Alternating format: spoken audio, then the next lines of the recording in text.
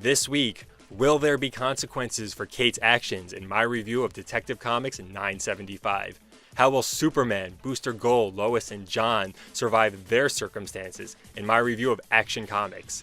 How are the new age of DC heroes stacking up this week? And has Doctor Strange bitten off more than he can chew? All these answers and my reviews in this week's RadioJoel Review.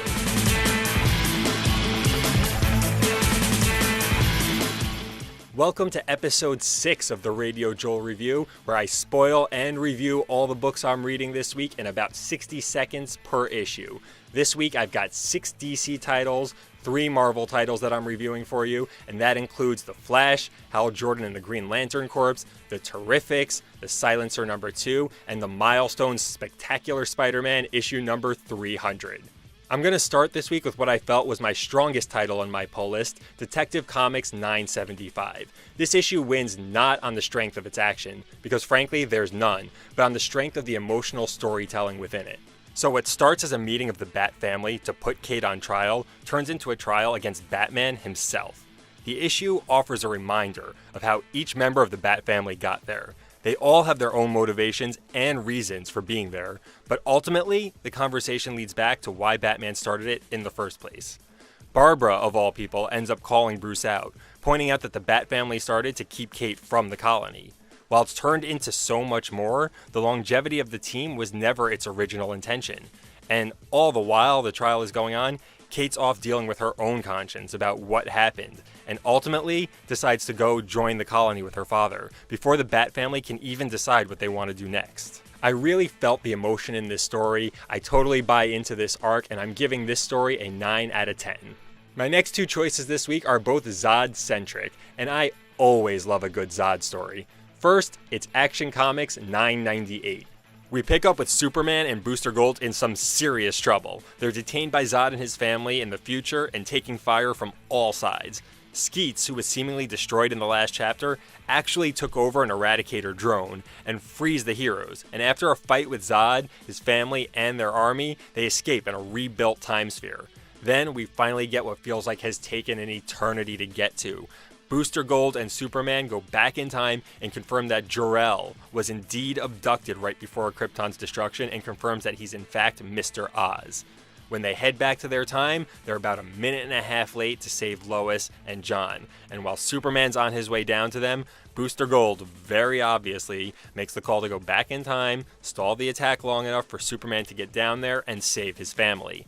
Nobody but Booster Gold are going to remember these actions, and the chapter ends with him going home to face the repercussions of altering time. I gave this issue a 7 out of 10 because while I felt that this story stalled a lot after the events of Mr. Oz, it finally gave us that confirmation that we've been waiting for.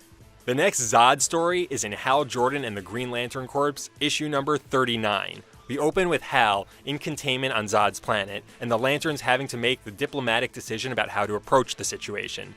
The Guardians of the Universe aren't super keen on just running into a fight, but Kyle and a group of the Lanterns head out there anyways. When they arrive for battle, Zod focuses all of his attention on protecting the Eradicator. Kyle's ring is apparently the key to his plans, and the Eradicator still needs to finish extracting its data.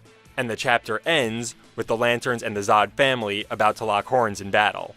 I'm giving this issue a 5 out of 10, and that's purely because of how interesting Zod is as a villain. This chapter saw a really hot storyline come to a complete stall, and even though I'm giving it a 5 out of 10, I still buy into this arc and think you should stick with it going forward.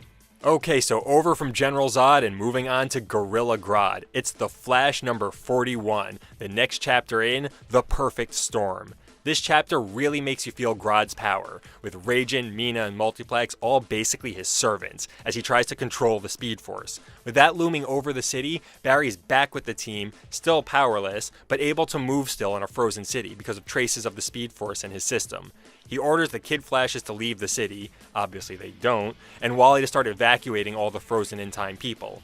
Wally tries to talk Barry into a smarter plan, but Barry knows the wand is the key to getting his powers back and to taking on Grodd. This leads to what could be a decision with serious ramifications. He turns to Godspeed for help. For me, Grodd and his mystery illness are what's keeping me locked into this story. While I feel like this issue dragged its feet a little bit, it served its purpose of putting a lot of players on the board and setting up for a major showdown. I'm giving this issue just a 6 out of 10, but I'm hyping up the rest of this arc. On to the new age of DC heroes. First, it's the Silencer number 2, Showdown in Suburbia. The issue opens in a skirmish with villains called Breacher and Blood Vessel.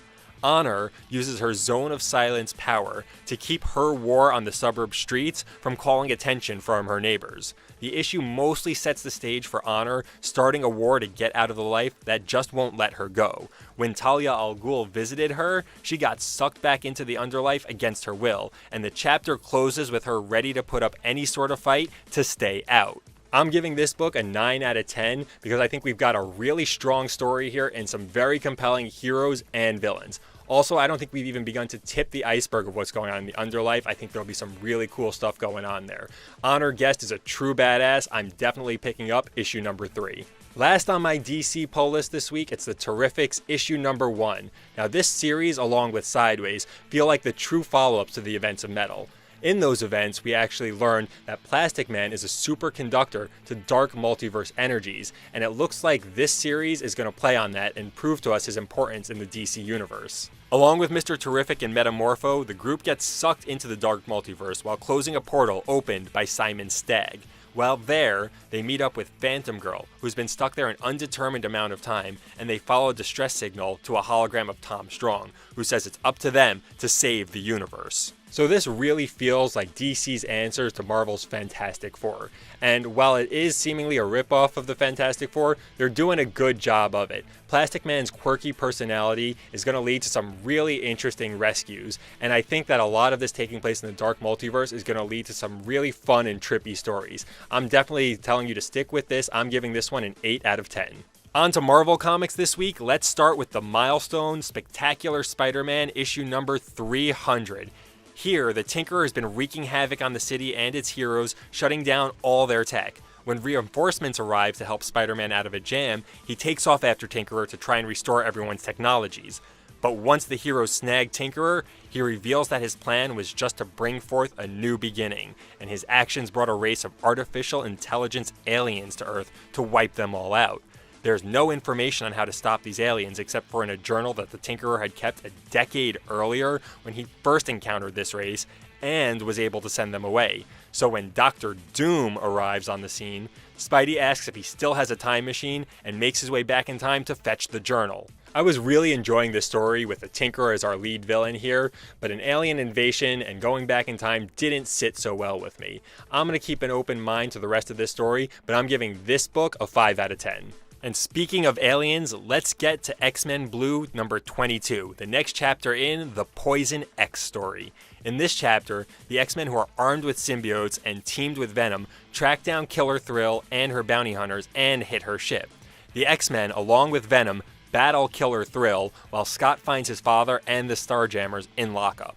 Just as the fight is winding down, a ship approaches and Kraven the Poison confronts and turns both Killer Thrill and Jean Grey into poisons, and the chapter ends with those two confronting the rest of the team. This was a fast-paced issue with action from start to finish. The arc has this feel like they're setting up something major with the poisons that's going to last beyond Poison X and continue into other crossovers and events. I'm looking forward to that. I'm hyping up the rest of this series. I'm giving this one a 7 out of 10. Now I'm telling you to stick with it if you like symbiote stories. The last book on my list this week is Doctor Strange 386. This is the first chapter following the events of Damnation number 1, where Doctor Strange resurrected the city of Las Vegas, but accidentally brought Mephisto with it. This chapter opens with a prelude to Strange's raising Las Vegas, and the thought process and preparation that went into such a feat of magic. It was a nice touch to see that they kept ghost bats in the story too, as Doctor Strange has alienated everyone at this point in his story. When we get back to Strange sitting at the table for a game of cards with Mephisto, the book does a great job of creating a gloomy atmosphere here. After some bravado banter between Strange and Mephisto, Strange seemingly wins the card game and starts to walk off, before being called out for cheating.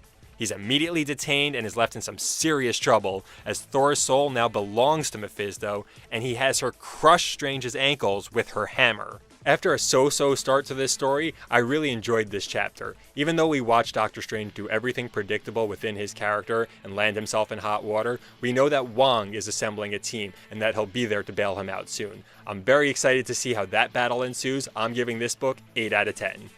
That's all for this episode. Thanks for watching, everybody. New episodes drop every weekend. Go ahead and hit the subscribe button to be the first to know when new content drops, and follow me on Instagram for the latest news, updates, and contests.